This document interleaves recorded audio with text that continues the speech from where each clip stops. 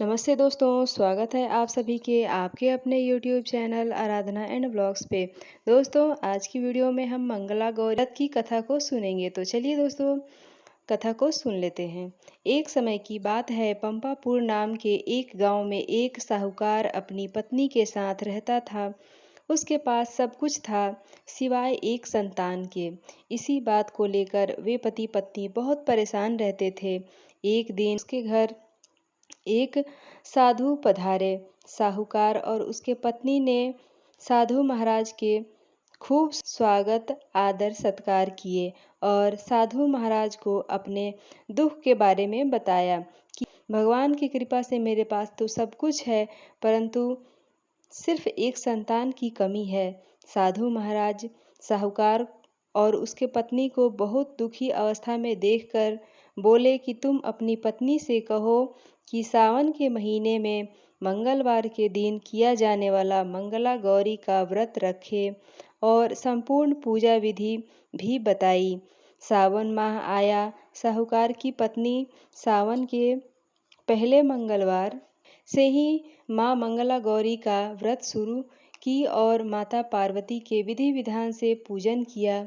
वह पूरे सावन प्रत्येक मंगलवार को माँ मंगला गौरी का व्रत रखती और माता पार्वती की पूजन किया करती थी।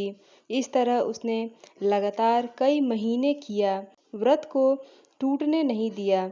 एक दिन साहूकार के पत्नी को भक्ति भाव से प्रसन्न होकर माता पार्वती ने भगवान शिव जी से उस साहूकार और उसके पत्नी के यहाँ संतान होने का वरदान मांगा।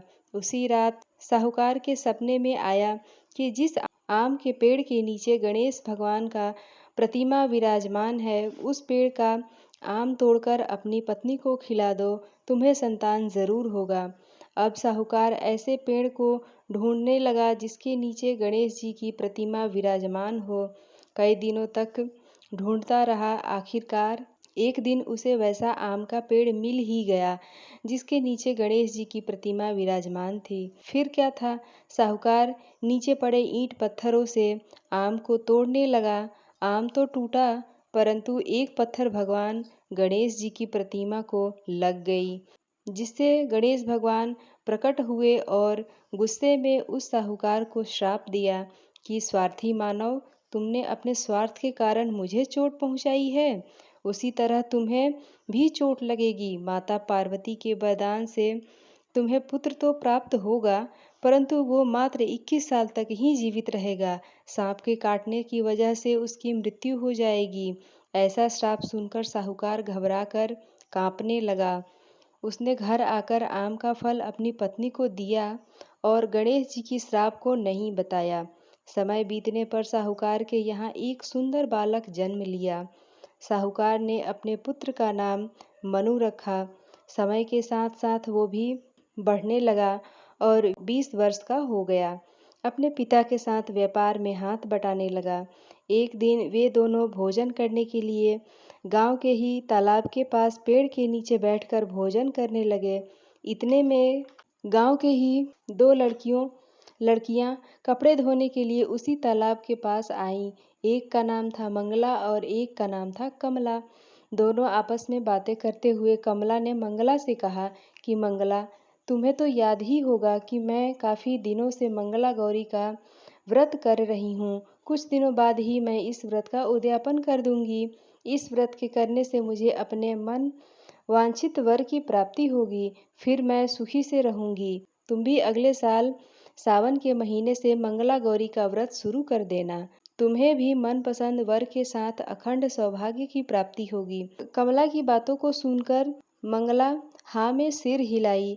वहीं पास में बाप बेटे उन दोनों लड़कियों की बातें सुन रहे थे। साहूकार समझ गया कि मेरे बेटे के लिए कमला नाम की लड़की सही रहेगी, क्योंकि ये लड़की भी मंगला गौरी का व्रत करती है और इसके कारण उसे अखंड सौभाग्य का आशीर्वाद प्राप्त है। साहूकार निश्चय किया कि वे कमला से ही अपने बेटे का विवाह कराएगा। फिर जब वो दोनों लड़कियां अपने घर को जाने लगी, तब साहूकार भी उसके पीछे पीछे चलने लगा और कमला के घर तक पहुंच गया। कमला के पिता उस नगर के नामी साहूकार थे।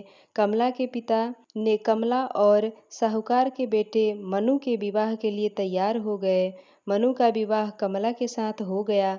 अपने ससुराल में भी कमला ने मंगला गौरी का व्रत नहीं छोड़ा, करती रही। उसके नियम से प्रसन्न होकर माता पार्वती ने कमला के स्वप्न में दर्शन दिए और माता बोली कि कमला, मैं तुम्हारे व्रत से अति प्रसन्न हूँ, परंतु तुम्हारे पति की आयु कम है। इस वजह से अगले महीने मंगलवार के दिन ही एक सर्प तुम्हारे पति का प्राण हरने आएगा, परंतु तुम बिल्कुल मत घबराना और उस सर्प के लिए एक पात्र में मीठा दूध रख देना उसके पास और एक खाली मिट्टी का पात्र रख देना। वो सर्प दूध पीकर स्वयं ही उस मिट्टी के पात्र में चला जाएगा और तुम जल्दी से उस पात्र का मुंह बांध देना ताकि वो तुम्हारे पति को काट न पाए। कमला ये बात किसी को नहीं बताई। अगले महीने का मंगलवार आया। स्वप्न में माता पार्वती जैसे जैसे बताई थी, ठीक वैसे वैसे ही कमला ने किया। मिट्टी के पात्र को जंगल में ले जाकर पात्र को वहीं पे छोड़ दिया। माता पार्वती के कृपा से कमला के पति के प्राण बच गए। इस तरह साहूकार का पुत्र और कमला का पति का प्राण बच गया। सभी घर वालों को ये बात पता चली तो सभी कमला के सूझबूझ की तारीफ किए और अति प्रसन्न हुए और माता पार्वती की जय जयकार करने लगे। गांव के सभी लड़कियां और महिलाएं कमला से मंगला गौरी व्रत की विधि को पूछने लगी और गांव के सभी लड़कियां और महिलाएं मंगला गौरी का व्रत करने लगी। अगले मंगलवार को मंगला ने व्रत का उद्यापन विधि पूर्वक किया। ब्राह्मणों को दान दिया, वस्त्र दक्षिणा दिए, भोजन कराया और उनसे आशीर्वाद भी लिया।